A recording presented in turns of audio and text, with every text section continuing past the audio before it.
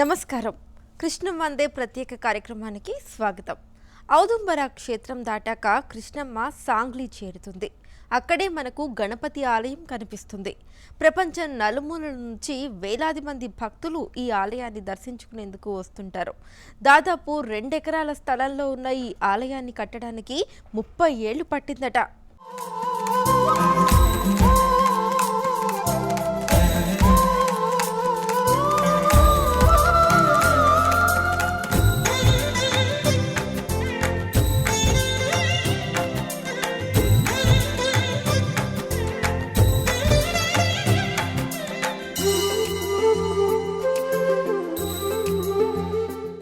అద్భుత కట్టడాలు, ఆశ్చర్యాన్ని కలిగించే శిల్పాలు, నల్లరాతి గోడలు, కూడ్యాలు కలిగి ఎంతో సుందరంగా ఉంటుంది గణపతి ఆలయం. నిత్య ధూప దీపాలతో పూజలందుకునే బొజ్జగణపయ్య అక్కడి భక్తుల పాలిట కొంగు బంగారంలా మారాడు.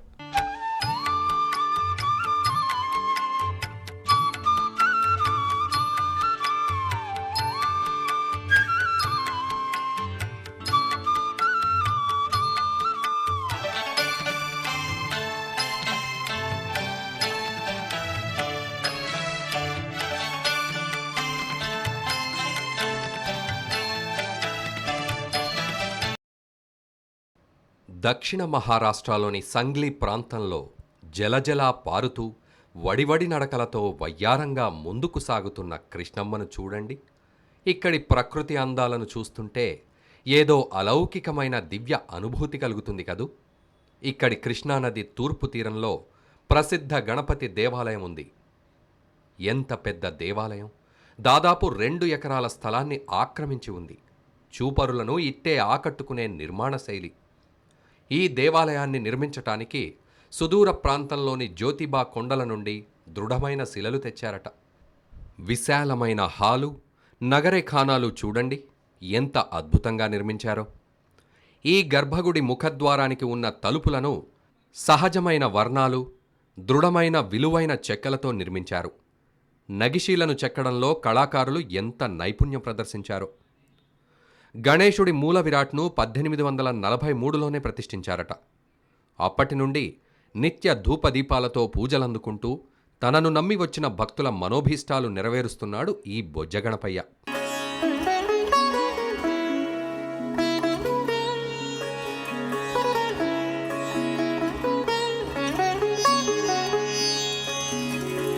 నిత్య పూజలందుకునే ఈ పూజామూర్తి రాగిలోహంతో చేయబడింది. ఉత్సవ విగ్రహం చాలా సహజ సౌందర్యంతో, శిల్పకళా నైపుణ్యంతో ఎంత వైభవోపేతంగా ఉందో చూడండి. పూజామూర్తి కన్నా ఉత్సవమూర్తి పెద్దది. కొన్ని ప్రత్యేక దినాల్లో సూర్యుని కిరణాలు మూల విరాట్ గణపతిని తాకుతాయి. అత్యంత ప్రకాశమయమైన ఆ క్షణాల్లో దర్శనం చేసుకోవటానికి భక్తులు తండోపతండాలుగా వచ్చి స్వామిని దర్శించి పునీతులవుతారు. ఎంత నిర్మాణ కళా వైదుష్యం! హిందూ సంస్కృతిలో, హిందూ ఆధ్యాత్మిక జీవన శైలిలో గణపతి భగవానుడికి ప్రత్యేక స్థానం ఉంది.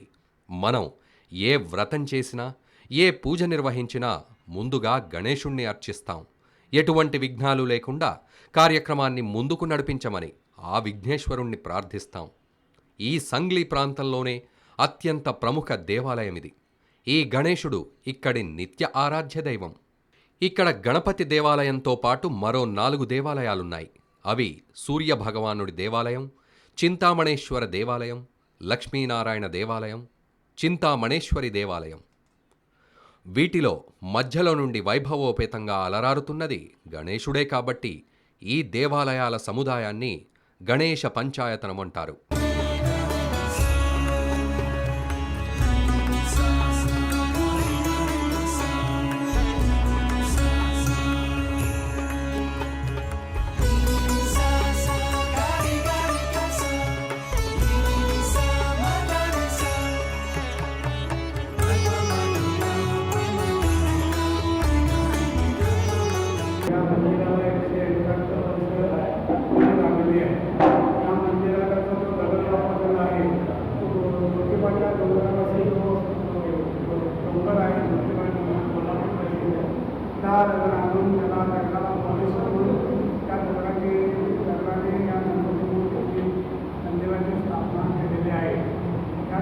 मंदिराच्या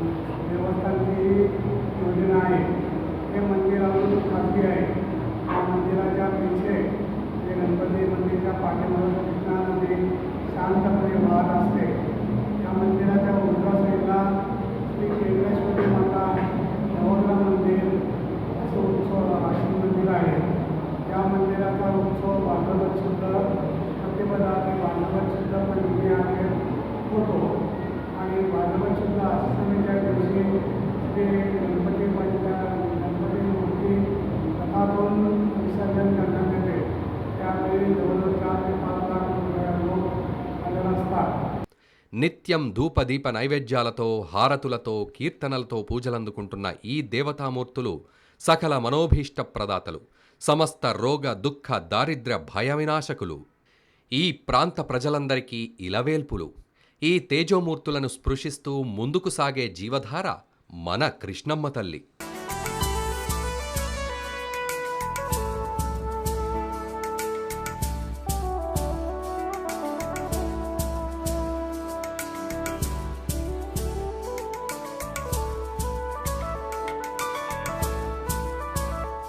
కృష్ణ వందే కార్యక్రమంలో చిన్న విరామం తీసుకుందాం. చూస్తూనే ఉండండి భారత్ టుడే.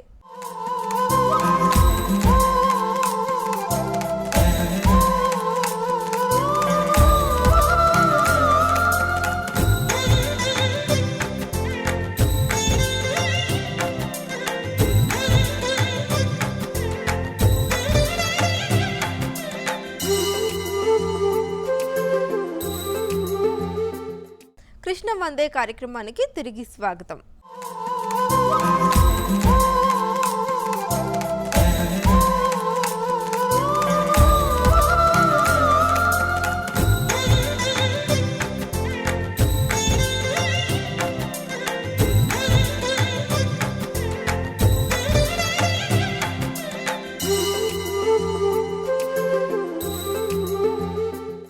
సాంగ్లీ గణనాథుని ఆలయంలో అడుగడుగునా శిల్పకళా నైపుణ్యం కనిపిస్తుంది.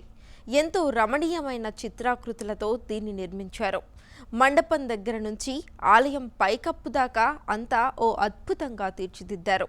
అందుకే ఈ ఆలయాన్ని సందర్శించుకునేందుకు భక్తులతో పాటు పర్యాటకులు కూడా ఇక్కడికి వస్తుంటారు.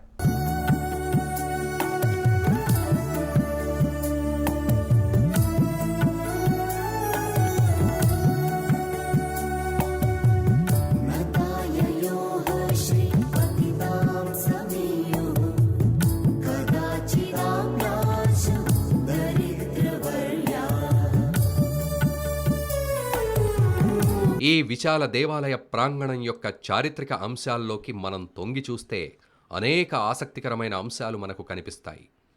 ఈ నిర్మాణాన్ని కీర్తిశేషులు శ్రీ అప్పాసాహెబ్ పట్వర్ధన్ మహాశయుడు ప్రారంభించాడు. దీని నిర్మాణం కోసం కొల్హాపురి దగ్గరలోని జ్యోతిబా కొండల నుండి దృఢమైన శిలలు అతి కష్టం మీద తెప్పించారట.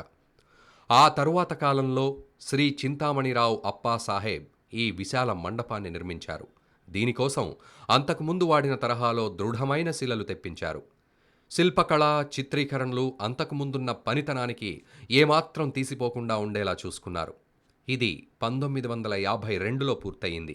దీన్ని సర్వేపల్లి రాధాకృష్ణ గారు ప్రారంభించారు. ఈయననే ఈ విశాలమైన ద్వారబంధం మొత్తం సహజమైన ఎర్రని శిలతో నిర్మించటం జరిగింది. ఈ ద్వారబంధనము చూడండి, అద్భుతమైన చిత్రీకరణలతో, శిల్పకళా వైదుష్యంతో అత్యంత నిపుణుల చేత రూపొందించబడింది. ఇది 3 ధనురాకార కమానులతో నిర్మించబడింది. నడుమనున్నదే అతిపెద్దది. ప్రధాన ద్వారం నుండి ముందుకు వెళ్ళగానే 2 పద్మాకారపు జల ఉత్ప్రోక్షకాలు కనిపిస్తున్నాయి. ఎంత అందంగా ఉన్నాయో, ఇక్కడే ఉండిపోవాలనిపిస్తోంది. ఈ విశాల మండపం 8 సుందరమైన స్తంభములతో ఉంది చూడండి. ఒక్కొక్క స్తంభం పైన చిత్రీకరణ అద్భుతం కదూ. ఈ మండపం పైకప్పు ఎంత రమణీయ చిత్రాకృతులతో ఉందో చూసారా? ఆహా, ఏమి కళానైపుణ్యం! మండప మధ్యంలో ఈ షాండలియర్ ఎంత అద్భుతంగా ఉందో చూడండి. ఈ విశాల మండపానికి ఇరువైపులా 2 ద్వారబంధాలున్నాయి. ఎంతో నైపుణ్యతతో, శాస్త్రీయ పరిజ్ఞానంతో ఈ నిర్మాణమంతా జరిగిందనిపిస్తుంది.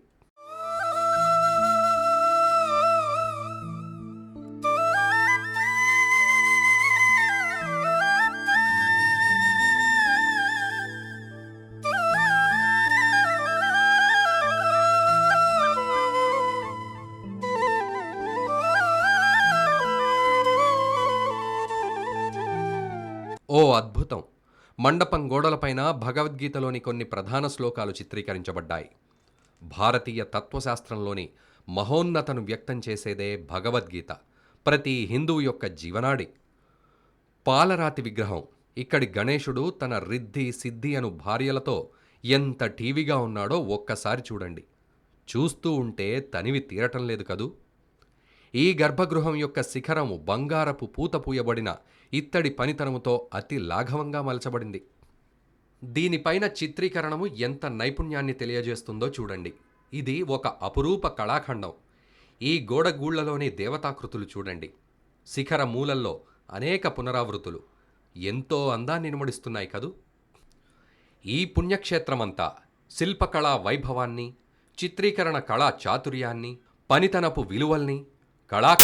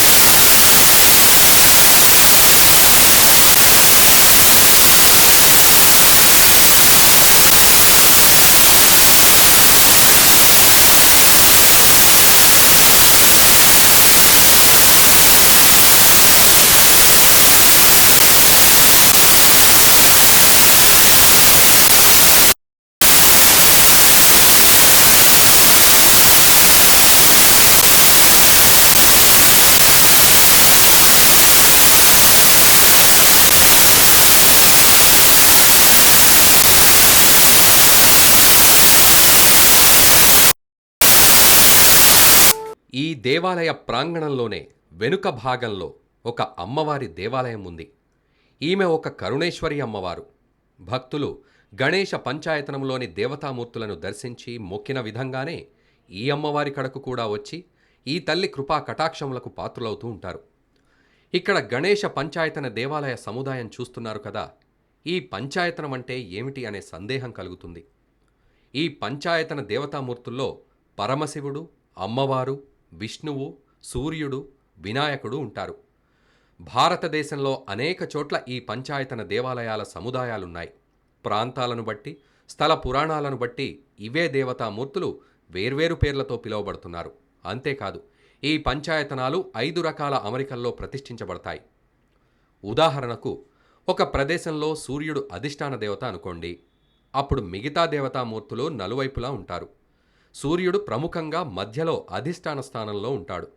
ఆ దేవాలయాలన్నీ సూర్య పంచాయతనం అంటారు. అలాగే అమ్మవారు అధిష్టాన దేవతగా ఉన్న దేవాలయంలో మిగతా నలుగురు నలుపక్కలా ఉంటారు. ఆ దేవాలయ సముదాయాన్ని దేవీ పంచాయతనం అంటారు. అలాగే శివ పంచాయతనం, విష్ణు పంచాయతనం, ఇలా ఈ దేవాలయ సముదాయాలు పంచాయతనాల పేరుతో భారతదేశంలో అనేక చోట్ల ఉన్నాయి.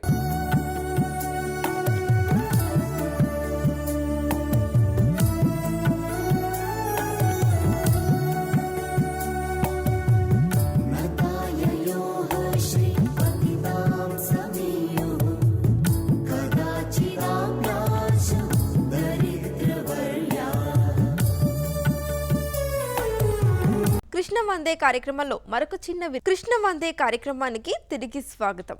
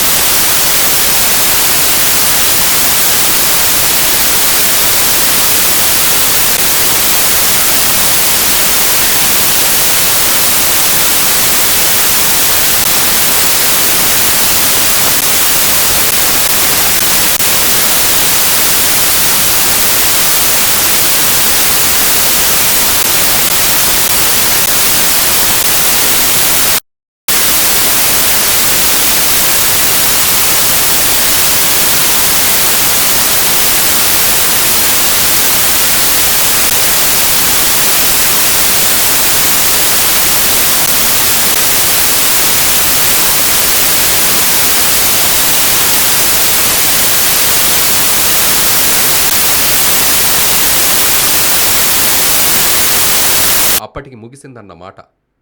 ఎంత సుదీర్ఘకాలమో చూడండి. ఈ దేవాలయం దీని కళాత్మక నిర్మాణ శైలి వల్ల చాలా ప్రసిద్ధికెక్కింది. కృష్ణానది తూర్పు తీరంలో ఆవిర్భవించి సమస్త దైవిక శక్తులతో పరివేష్టించి ఉన్న శ్రీ గణేశుడు సంగ్లీ పట్టణానికే తలమానికం. పచ్చటి కోకను చుట్టుకుని ముస్తాబైన ప్రకృతి కాంత సోయగాలు, గలగలా పారుతూ వయ్యారంగా నడుస్తున్న కృష్ణవేణి నదీమ తల్లి, స్వచ్ఛమైన మలయ మారుతాలు కలగలిపి ఈ ప్రాంతానికి, ఈ దేవాలయానికి ప్రతినిత్యం వందల వేల భక్తుల ఆగమనం సిద్ధిస్తోంది.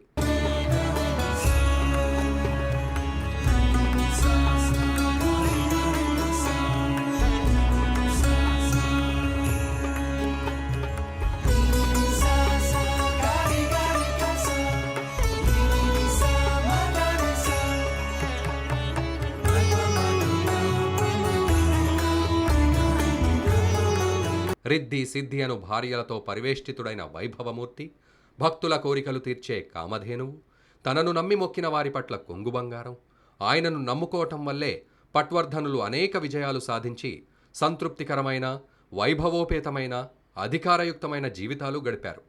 ఇక్కడి గణేశుడు కేవలం పట్వర్ధనులకు మాత్రమే కులదైవం కాదు. సంగ్లీపట్నంలోని అత్యధిక భాగం ప్రజలకు ఆయనే దేవాదిదేవుడు. కృష్ణానది ఇక్కడి వారందరికీ తాగు సాగునీరందించే సాక్షాత్తు కన్నతల్లి. ఇక్కడి ప్రజల్లో అత్యధిక భాగం దైవచింతన కలవారు. ఆలయ నిర్మాణంలో ఎవరికి చేతనైన సహాయం వారు చేసినవారు. ఇంతకు ముందు చెప్పుకున్నట్లే ఈ దేవాలయానికి అవసరమైన దృఢమైన శిలా ఫలకాలను కొల్హాపూర్ వద్దనున్న జ్యోతిబా కొండల నుండి తెప్పించారు. సుమారు 70 కిలోమీటర్ల దూరం నుండి ఈ విశాల శిలలను తీసుకురావడానికి ఎంతో మానవశ్రమ అవసరమైంది. ఒక్కొక్క రాయిని 15 ఎద్దుల చేత లాగించారు. పెద్ద పెద్ద బండ్లను ప్రత్యేకంగా చేయించారు. ఇంతటి బృహత్కార్యం జరిగింది కనుకనే ఈ ప్రదేశానికి విశేష ప్రాచుర్యం లభించింది.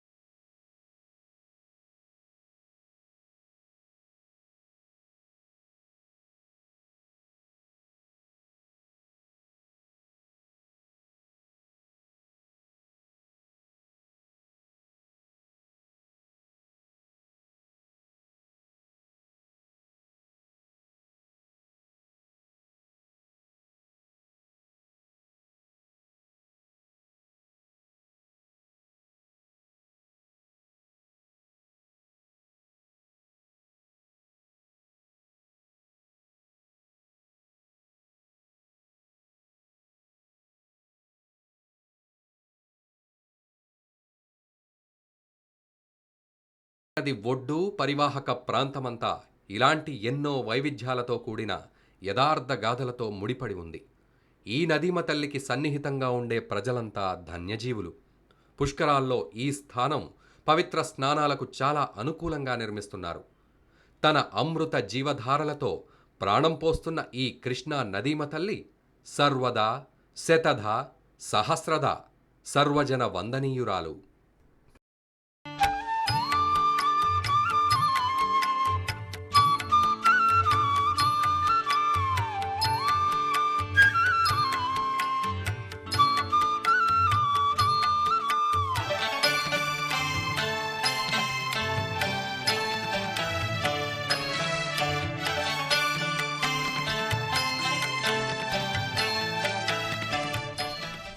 సాంగ్లీ గణపయ్యను వేలాదిగా భక్తులు పూజిస్తుంటారు.